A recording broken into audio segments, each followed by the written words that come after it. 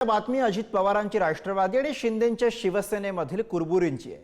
शिंदेंचे सगळे मंत्री अजित पवार यांच्यावर नाराज आहेत। अजित पवार आमची विकास कामं थांबवतात अशी तक्रार शिवसेनेच्या मंत्र्यांनी एकनाथ शिंदे यांच्याकडे केली आहे। या तक्रारीनंतर शिंदेंकडून संबंधित मंत्र्यांना अजितदादा आणि फडणवीसांची चर्चा करण्याचं आश्वासन दिलं गेलंय।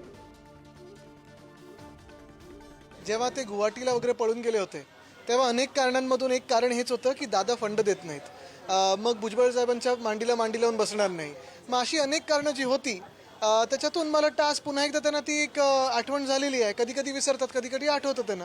पण ही सगळी जी मंडळी आहे जी मंत्रिपद घेऊन बसलेली आहे ती व्यस्त आहेत ह्याच भांडणामध्ये की फंड, पैसा, गाडी, बंगला, पालकमंत्रीपद, पुढे काय? तुम्हाला ज्याच्यासाठी तुम्ही इलेक्शन कमिशनच्या आशीर्वादाने निवडून आलात, जनतेची कामं कधी करणार?